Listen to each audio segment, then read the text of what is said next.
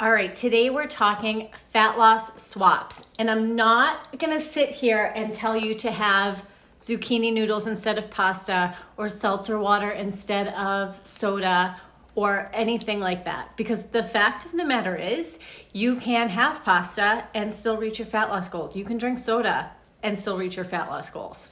So that stuff, that's not important.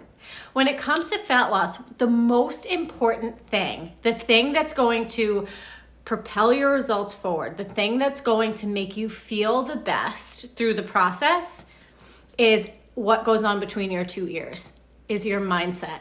If you do not change the way you think about food, the way you think about your body, the way you think about the fat loss journey, you're going to continue to struggle, I promise you.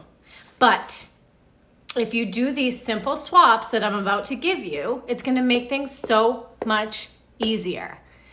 Now, before I even tell you what these are, a little, I don't want to say disclaimer, but yeah, a little disclaimer. This takes time. And actually, that's my first one, is it takes too long or it's too hard. Rewiring your thinking takes work. It takes diligence. It takes discipline. It takes reiterating the same sentences over and over and over and over again until they just become your natural way of thinking. It took me years. But here's the best part. Even just getting started on these mindset thought swaps. I don't know why I called these thought swaps. I can't even say it. But even just setting the intention and bringing awareness to your thoughts is going to help you get the results that you want. So much easier. One of my clients said, she said, the best part is that once you do this work, your results are so easy to maintain because this is the hard work. It's not sticking to your calories. It's not sticking to your macros. That's the easy part. The reason why these diets don't work for us, the reason why people are on and off Weight Watchers all the time, the reasons why people keep going back to the 21-day fix and trying to eat their perfect portions and their perfect calories, the reason why those aren't long-term solutions is because we're forgetting this part. And if on Weight Watchers we don't lose our 1 pound every week, we're failing and doing something wrong. So why am I working so hard to track all of these points and to stay within my points when it's not even working? And then we go eat all the food. And then the only logical solution once we gain all our weight back that we lost is to go back on Weight Watchers because it worked for me before. It's time to stop that. And so this is what I do with my clients. More than anything else, more than manipulating the foods that they're eating and portions and all of that stuff, we tackle the mindset first, because that's the most important thing. Now, we do, of course, make small changes to their nutrition and small changes to their exercise programming in order for them to start getting results quickly. But we focus, 99% of our coaching calls, the 45-minute calls, are on mindset stuff. Because if you can get your mind right, you can achieve anything, okay? So here's your first one. If you're sitting there thinking it takes too long, it's going to take me too long to lose weight, it's going to take me too long to rewire my thinking, it's going to be too hard.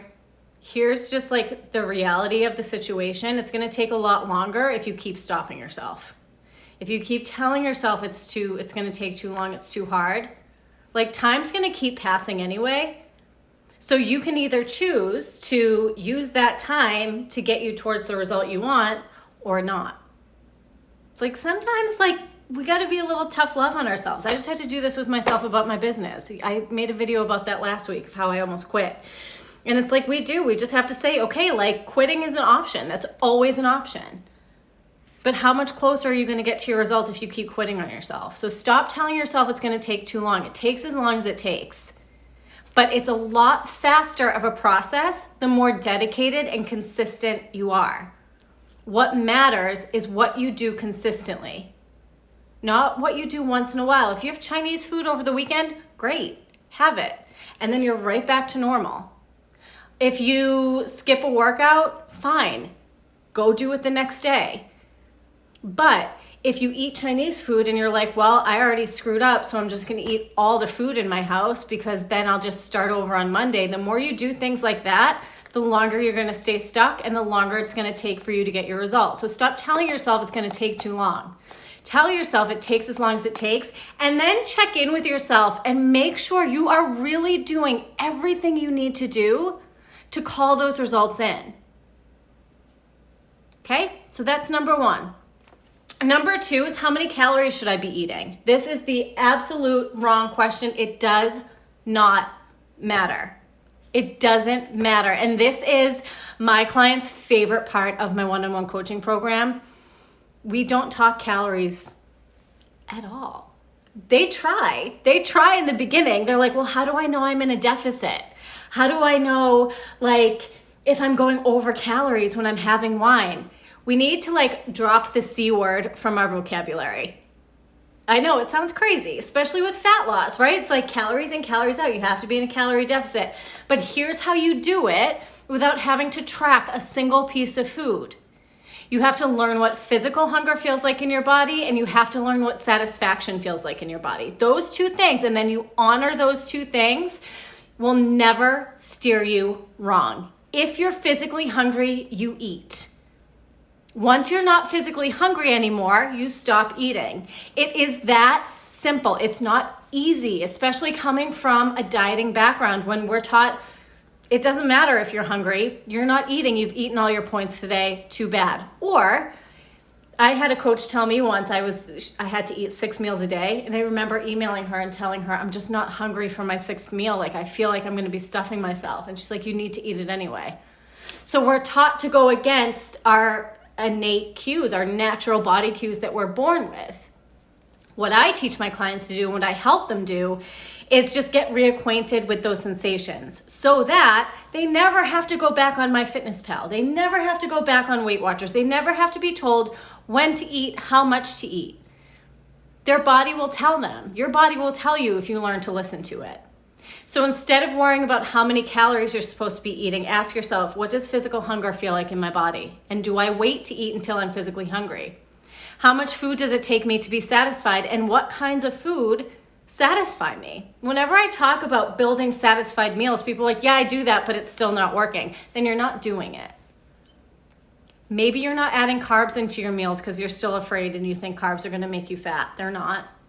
Your body actually needs them. It thrives off of carbohydrates. You need them. Maybe you're not putting enough protein in your meals. Maybe you're not putting enough fat in your meals. Fat doesn't make you fat. We've been taught that as well, right? So ask yourself those questions. Instead of how many calories do I need to eat, know that that doesn't matter. If you listen to your hunger and fullness cues, you cannot go wrong. You can't. And then the third one is this idea of I need to eat all the food in my house now that's like bad or not on this diet plan that I'm gonna go on come Monday. So let me just like get it all out of my system now. Or here's actually a client story. So I was talking to my newest one-on-one client this week, and she said her husband really wanted to order Chinese food this weekend. And she's like, so what do I do? So we talked about it and we came up with a strategy for her that allowed her to have the foods that she loved and still eat foods that, and also eat foods that are in alignment with her goals. And she said, okay, so, but then after that day, like after I have the Chinese food, what do I do the next day? Because I know it's going to be around and I know that I'm going to want it. And I usually just tell myself like, no, you can't have it, but that doesn't really work. And so what we talked about is this idea of, number one, who says you can't have Chinese food 2, 3, 4, 5 days in a row? Nobody. You totally can if you want to. And we talked about this idea of our brain being like a little toddler. So you tell a 2-year-old toddler, no, what do? They like freak out a little bit. They don't like being told no. That's like your brain. You have a little toddler running around in your brain and you're like, nope, you're not gonna eat that food after the one night, or nope, you cannot have any cookies today. Or another one of my clients, she's like, I wake up in the morning and I tell myself I'm not having seconds today, but then I always go back and have seconds. And the easiest thought swap there is to stop telling yourself no. Let it be an option for you. If I want more, I'm gonna go get more.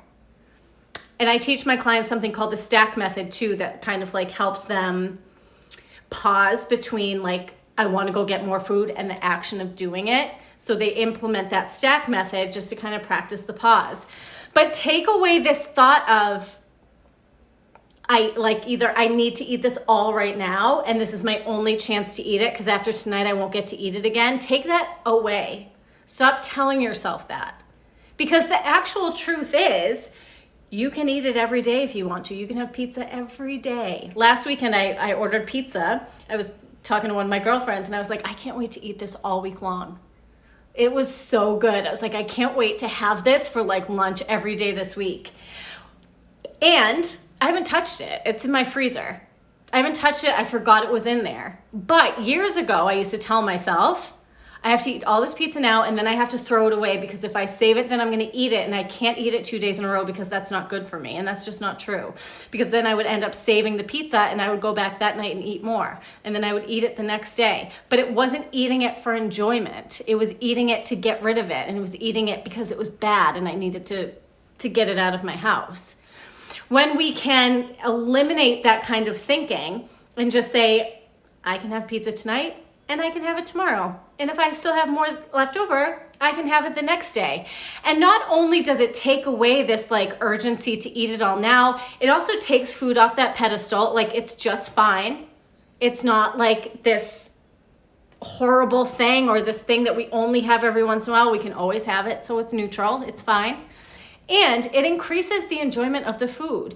Who wants to sit there with pizza or a plate of pasta or donuts and be like, oh my God, I have to eat all of these now because I can't eat them tomorrow, versus I'm gonna sit down and enjoy this donut. It's a no-brainer, right? So that's a thought swap right there as well, a little abundance mindset lesson for you. So those are the three. It takes too long, it takes as long as it takes, and it's gonna take a lot longer if you keep stopping yourself. And this is something that a lot of my clients tell me too. With my 3-month program, they're like, this is the most consistent I've ever been. Because we make small changes at a time that pack a punch so they get a result. They have the accountability and the coaching they need to stay consistent, and that's it. That's what it takes to get the results. It takes consistency, it takes accountability, and it takes implementing baby steps. But people aren't always willing to do that. They're not willing to get the kind of accountability they need. They're not willing to take those baby steps because it's gonna take too long. But again, it takes as long as it takes. And it's gonna take longer if you keep stopping yourself. The second one, how many calories do I need? That is the wrong question. Hunger and fullness cues all the way. And then you figure out what kind of meals, how to build meals that are satisfying for you so that you're not snacking all day. And then number 3, I need to eat all of this now to get it out of my house, or I can't eat fill in the blank food 2 days in a row. That's false. You totally can.